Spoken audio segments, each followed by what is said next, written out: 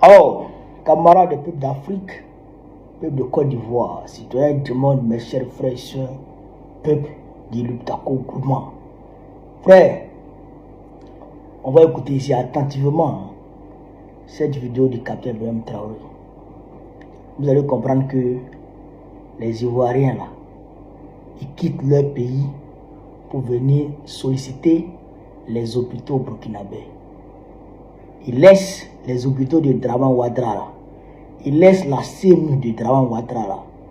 Et puis ils viennent se faire soigner au Burkina Faso. C'est une honte pour Dra. C'est une honte.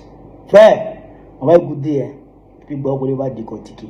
Partagez au maximum. Abonnez-vous à ma nouvelle page Facebook. Là. On est parti. Parlant du domaine de la santé, plusieurs efforts ont été consentis. Il s'agit notamment donc de la construction des centres médicaux communaux qui ont vu le jour en 2025 et cette dynamique va se poursuivre. Certains sont en phase de finition, mais d'autres sont donc en début de construction. L'équipement de ces centres va permettre de rehausser donc le niveau de l'offre de soins au niveau de nos populations. Pour les centres existants, le plateau technique a été amélioré en termes de laboratoire, en termes d'imagerie. Ces offres de soins vont continuer de s'améliorer au profit de nos populations, mais également au profit donc des populations de nos pays voisins, parce que le nombre de patients venus des pays voisins a connu donc un accroissement considérable au cours de l'année 2025, dû principalement à notre politique de revoir à la baisse les coûts des prestations de santé. Nous allons poursuivre dans cette dynamique au cours de l'année 2026, avec la pose aussi des pierres de 9 centres de santé à l'image du centre de santé de Pala. Toutes ces infrastructures vont donc connaître un début au cours de l'année 2026. Dans le domaine...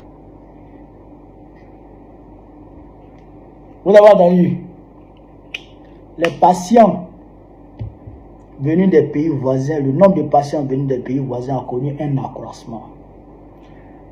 Grâce à la politique de revoir à la baisse le coût de la santé au Burkina Faso. Ibé Iniché, Ibé merci. Ça, c'est du concret. Ça, c'est du concret. Oh, d'aucuns diraient, mais attends, il a parlé des pays voisins, il n'a pas parlé de la Côte d'Ivoire. Non, il n'a pas dit le nom de la Côte d'Ivoire. Mais, les Ivoiriens, là, ils viennent.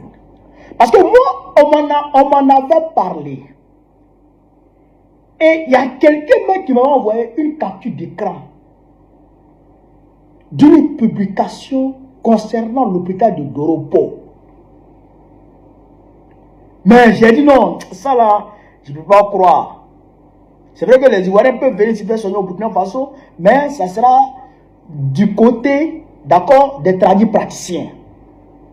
D'accord? Mais de là à aller solliciter les hôpitaux burkinabés, j'ai dit non, je ne crois pas trop. Mais quand j'ai écouté ce discours du capitaine Ibrahim Traoré, il dit attention.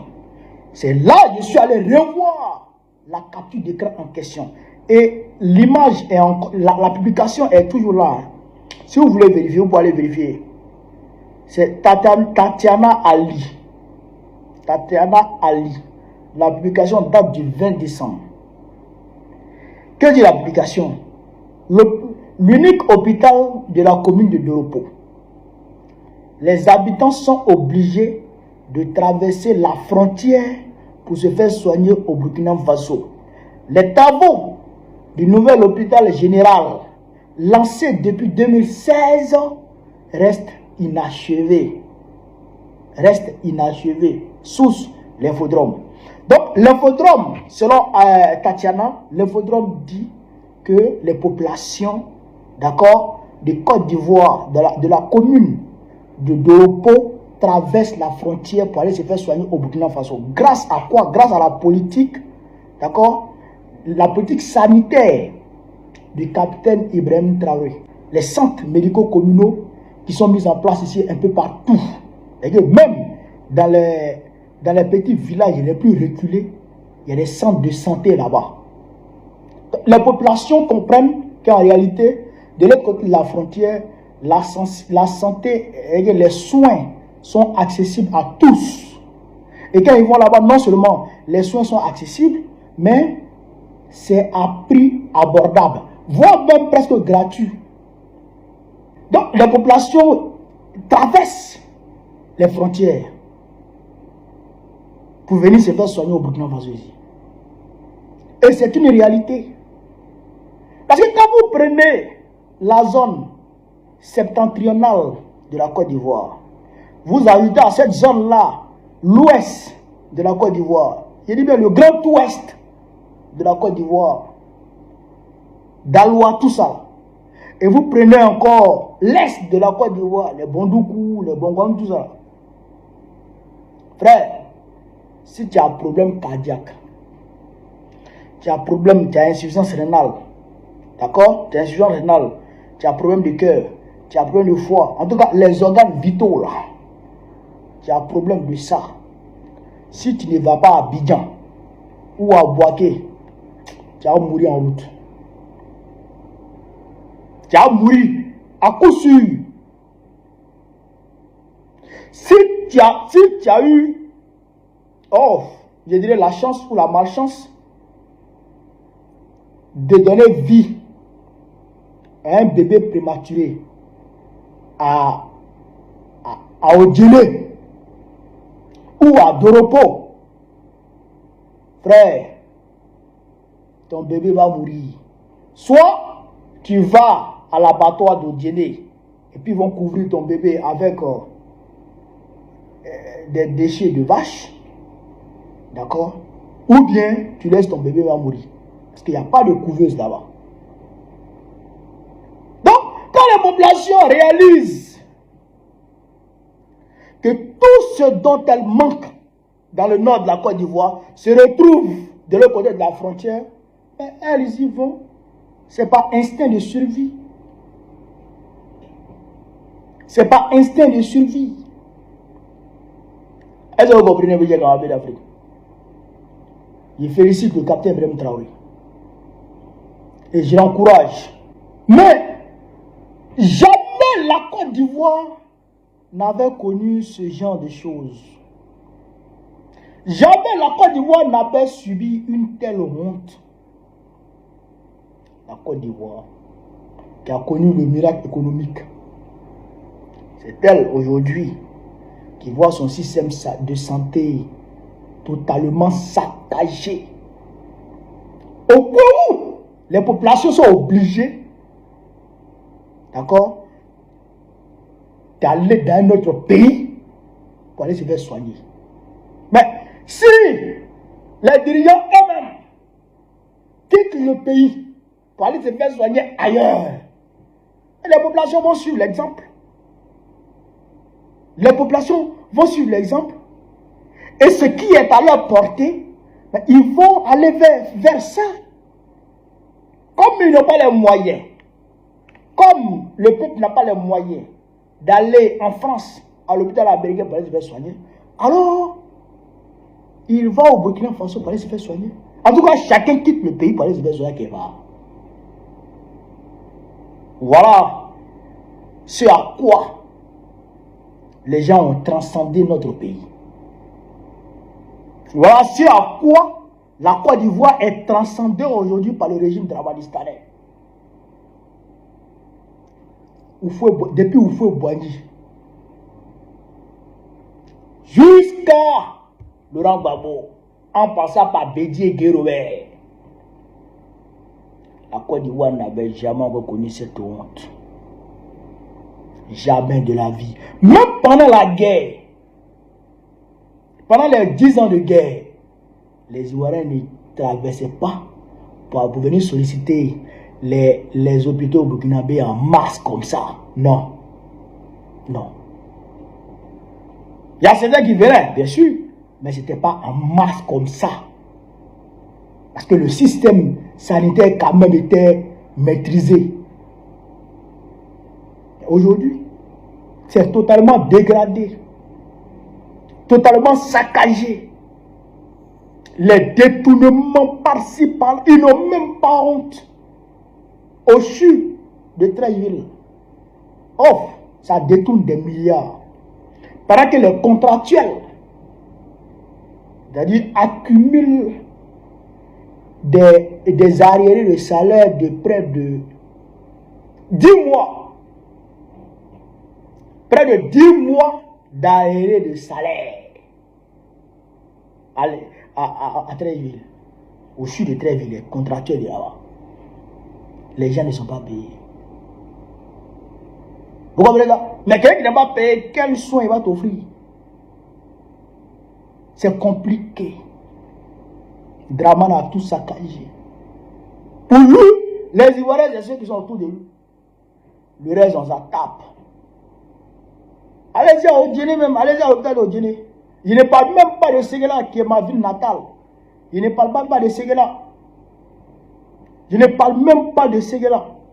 Pendant que la démographie est en train de flamber, le système sanitaire n'évolue pas. Ça reste intact. Le seul hôpital qui est là depuis nos aïeux depuis le temps de l'indépendance, l'hôpital général de Séguéla qui est là, Alibi, c'est le même hôpital qui est là. Il n'y a rien d'autre qui s'est ajouté à ça. Rien d'autre ne s'est ajouté à ça. Ok, le nombre d'habitants augmente avec le même système, la même capacité d'accueil, les mêmes soins. Comment on s'en sort? Comment on s'en sort? Tout devient cher. Quand tes parents même t'appellent pour dire qu'ils sont malades même là. Oh, toi-même tu as mal à la tête. Tu as mal à la tête. Quand les enfants vont à l'école, tu as mal à la tête. Quand tes parents tombent malades, les enfants tombent malades, toi-même tu souffres. Toi-même, c'est pas toi qui es malade, mais toi-même tu souffres. Tellement tu as décaissé. Tellement tu vas décaisser. Mais quand on te donne l'ordonnance comme ça, non, c'est pas bon. Et ils vont voler les médicaments dans les hôpitaux. Tu as payé les médicaments pour donner à tes parents. Les mêmes médecins, là, ils vont venir voler les médicaments de leurs patients. Ils font ça là-bas. Ils font ça en Côte d'Ivoire. Ils volent les médicaments d'ailleurs. Les médecins, ils font ça. Les poches de sang, normalement, qui ne doivent pas être vendues. Mais ils vendent ça. On dit radio, la radio, c'est fait gratuit. La radio, si tu n'as pas l'argent, on ne te calcule pas. Dans les hôpitaux publics. Si tu n'as pas l'argent, on ne te calcule pas. Ils vont te faire louer chambre. Ils vont te faire tout. C'est la merde. Les Ivoiriens ont peur d'aller à l'hôpital. Ils ont peur d'aller à l'hôpital.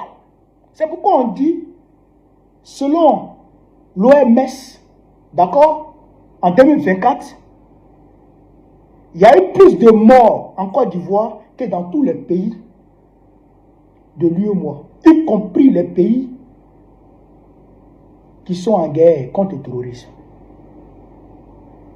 Oui, ça meurt en Côte d'Ivoire qu'au Burkina Faso. Ça meurt en Côte d'Ivoire qu'au Mali. Ça meurt en Côte d'Ivoire qu'au Niger. Malgré la guerre. Mais puisque les Ivoiriens ont peur, la santé coûte extrêmement cher. Ça coûte cher. Donc les gens viennent se faire soigner ici. Oh, Ibé, vraiment, c'est pourquoi je dis, Ibé n'est pas pour le Burkina Faso seul, il est pour l'Afrique. Monsieur le Président, merci beaucoup. Merci pour ce que vous faites pour le Burkinabé. Merci pour ce que vous faites pour les Africains, surtout pour les Ivoiriens. Merci, Monsieur le Président. Continuez. Continuez dans ça. Continuez dans ça. Ivoiriens. Ah, levons-nous. Levons-nous.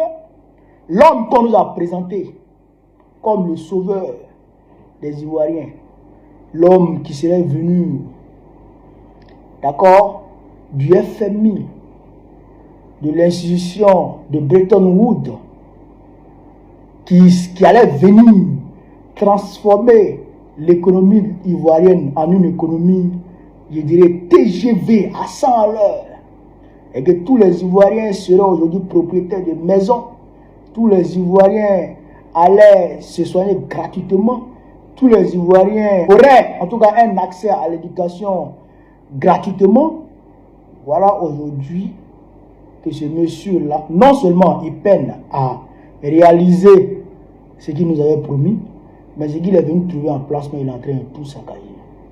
Il faut s'en débarrasser. Il faut très rapidement se débarrasser des draps. C'est ça qui est la vérité. Donc, en tout cas, on est en train de se réorganiser sur le terrain. On est en train de se réorganiser. Et donc, je vous demande de rester mobilisés. De rester mobilisés, voilà. De ne jamais être touché par la résignation. On est des Ivoiriens, on dit découragement, on n'est pas Ivoirien. Ivoirien ne peut jamais se décourager. Ivoirien ne doit jamais être touché par la résignation. Non, non, non, non, non, non, non. On doit être toujours au front. Toujours au front. Donc mobilisons-nous. Mobilisons-nous les gars. Sur ce, vive l'Afrique libre. Vive le panafricanisme. Vive tous les présidents panafricains. Babou président pour voir très prochainement pour sauver le pays. Merci monsieur le président. Son Excellence le capitaine Ibrahim Traoré. Merci infiniment monsieur le président.